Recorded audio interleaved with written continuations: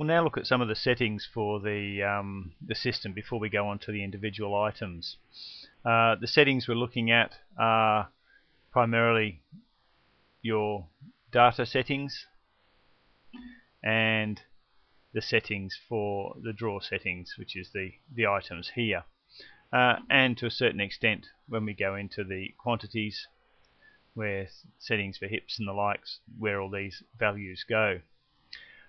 In brief, we'll look at the CAD data directory, and in here, if we quickly saw before, my file was roof, and with the roof we've got roof CSV, which is a file created to list all the values. There's roof ini, roof text, roof export, roof layer groups, and roof set. So starting at the top, roof CSV is a comma separated values file. If I go into Excel, we can see that this has got all the values, and there's a button which we'll look at a bit later on which creates this file. It's not much use for anything apart from if things aren't working, you can send it through to myself and I can go through this and find out what's going wrong. The roof ini, if we go down to roof text to start with, roof text is a list of all your values. So as you invent an item, its name will be put in this list. From this list it calls up the roof ini file. So again, here's barge, and here's all the values for barge, and further down we've got values for beams. So this is the file where all those values are stored. Roof export, don't need to know much about this, this just keeps the values for the export file. Roof layer groups, these are the layer group settings, and roofset.txt is a command which you can set yourself. So when you go into the roof command and tell it to set the values, these are all listed here. In fact, this is an old file, the new file's a little bit different from this one. But if we go down the bottom and have a look at linear type, so here we've got set data linear type, it has the number 3. So the linear type's either meters or millimeters, and to work out these numbers, if we go into the drawing options, here's meters, and that's number 3, and it's the 4th item down. So when we're counting these items, the first one is 0, so 0, 1, 2, 3. And if you're going into the area system, area, square inches is first, so 0, 1, 2, 3, 4, 5, 6 square meters would be 6.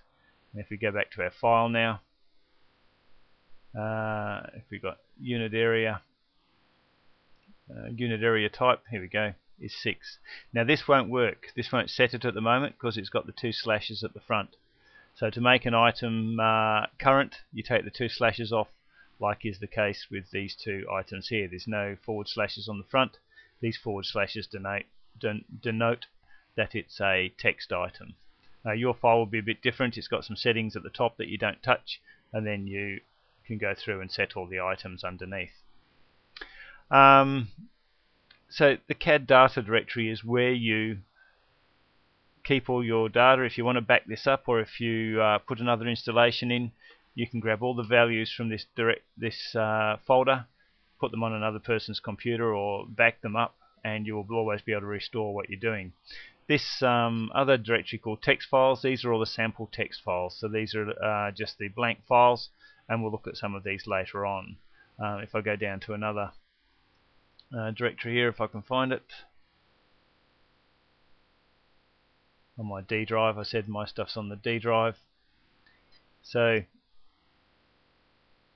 there's a DAT file, and this has all files that you can delete and do whatever you like with. These are just setting files which aren't available. But normally there's another file here called the text files, as before. We'll have a whole list of text files, and we'll look at these a bit later on in the system. Just drop out of here. So with the settings, we can get to them from edit files. So if I want to go into text, I go select, it'll give me a list of all my text files. So if I go into item text, if I can find it, not there. So again, hanger text, These are some of the things you can change yourself. So this is a span table for hangers. So we've got a span table 2.4 and the different sizes and codes and bits and pieces. So we'll talk about setting these files up a bit later on. So just continuing now, if we look at the drawer settings, in here we have hip. We could also pick an item. So if I go pick, I could pick, say, this red line. It will give me the values for that, and then I could add items to it. The export items below at the bottom here, we can take these items off for the moment. These are more advanced. This is when you want to send things through to an Excel spreadsheet with all the totals in it.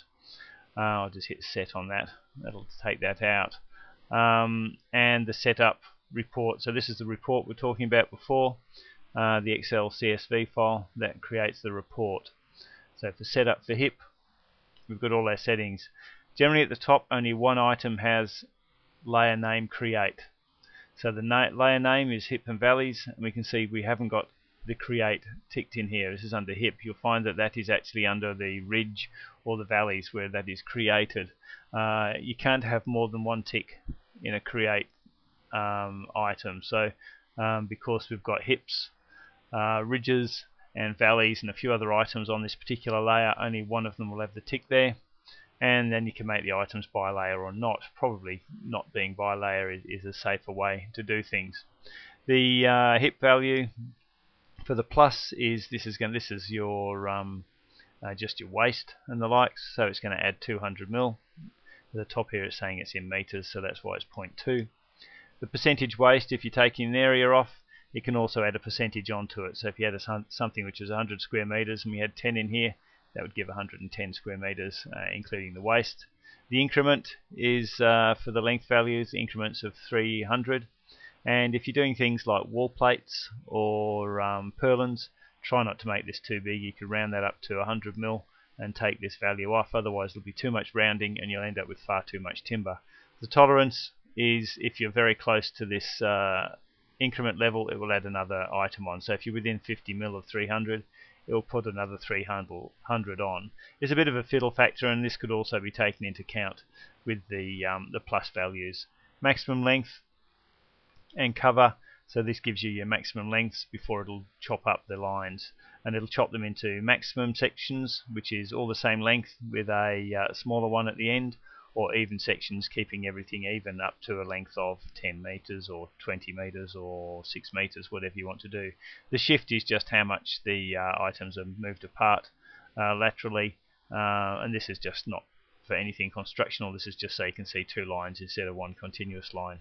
Calculations, as we said before, the auto adds items to the auto list. The totals lets you take the totals off. We've got length, area, pitched, and pitched at 45 degrees for the length there. Minimum length means you can reject items that are too short. So we can upgrade. So upgrade means if I had 900 mil here, anything smaller than 900 would be classified as 900.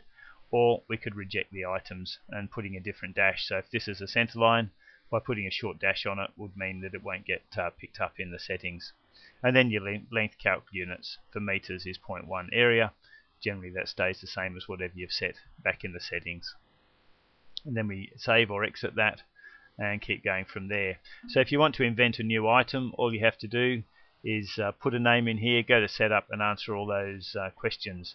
If we had a different item, we could just go to the pick command, and that will put all the colors and the likes into it. And then the only other settings are when you do your roof takeoff quantities. And with this, like we go to HIP, all these values here are also saved in that data directory. Now with the global unit lists, by not having a global list, every item will have its own list for materials, code, and cost center. If you tick this, there'll only be one item called material, an item called code, an item called cost center, and an item called user. It keeps the list down, but it doesn't make it as friendly when it comes to just dropping down these lists, which will only have a few items in it. And there's also other ways of doing this with the lookup tables.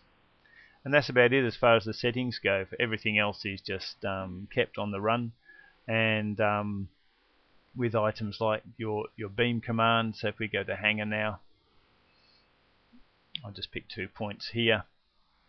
And all the settings again for hanger, as much as these are calculated, are the same as in the quantities command. So all these values here once again, and there's the box for the global lists if you want it global rather than local in files, just called hanger.